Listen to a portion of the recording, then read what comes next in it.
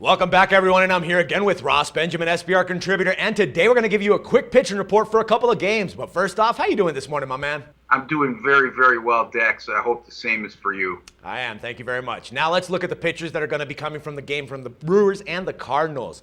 Now, Ross, this morning I was checking out your article, and you seem to point out that the Brewers' veteran hurler, Kyle Lohse, is really struggling in many aspects as of late. Now, can you elaborate a little bit on that factor for us, please? Certainly. Lohse has posted a 7.55 ERA and 1.71 whip in his last 6 starts against the Cardinals, so he doesn't match up very well against this lineup. He's also been terrible over his last 3 starts with a large 7.71 ERA. In addition, Dax, he's been horrible in his last 4 road starts, posting a terrible 9.16 ERA and a mammoth 2.09 whip. The Milwaukee Brewers have a lot going against them tonight with Kyle Lohse on the mound. That's weird to hear. I never thought that Lohse would be that bad right now. But anyways, how about the Cardinals' young gun right-hander Shelby Miller? You know, after reading your article, it kind of seems that he's been the polar opposite of Lohse. Am I right? That's an astute observation. That's certainly the truth. He's been brilliant over his last 3 starts, going 3-0 against the money with a paltry 0.45 ERA. This kid has gone a perfect 7-0 lifetime versus the Brewers against the money line with a stellar 2.30 ERA, and all 7 of those start stacks have come since the beginning of last season. So it's all recent starts, and he's dominated this Brewers lineup as well as coming in very good form. All right, so I think that since I got it, it's pretty obvious where you're going with the edge here, but, you know, just for sake of it, who are you going to give it to?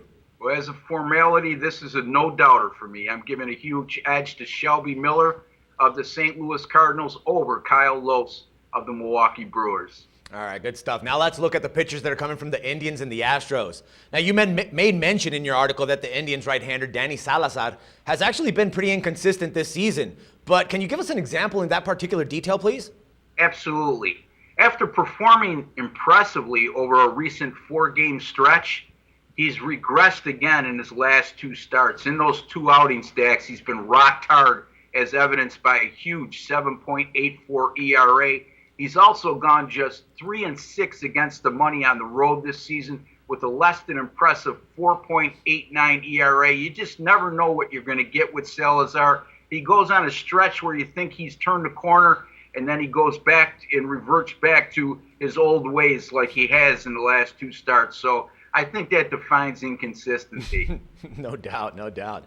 All right, now I'm not really keen on this subject, but you know, every time I read your articles, I tend to get a little bit better.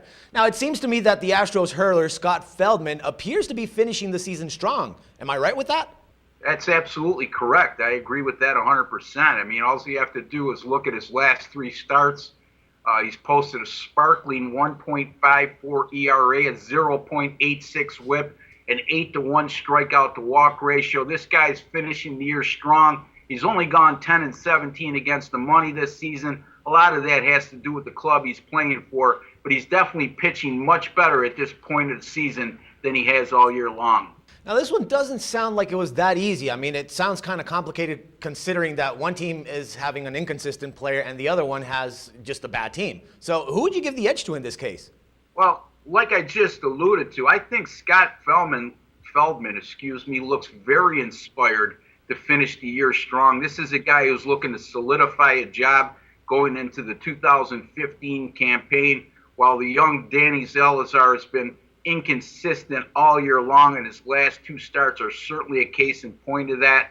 My betting edge here goes to Scott Feldman of the Astros over Danny Salazar of the Cleveland Indians in this contest. All right, my man. Thank you once again for all the valuable insights, Ross, and we'll talk some more baseball tomorrow.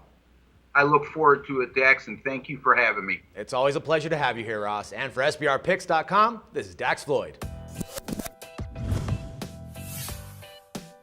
The SBR Network offers free sports picks and game breakdowns, big money free betting contests year-round, a real-time Vegas-style odds monitoring service, and much more. So come see for yourself. To stay updated on SBR news and promotions, follow us on Twitter, Facebook, and Google+, and do be sure to subscribe to the Sportsbook Review YouTube channel to catch all our daily sports shows.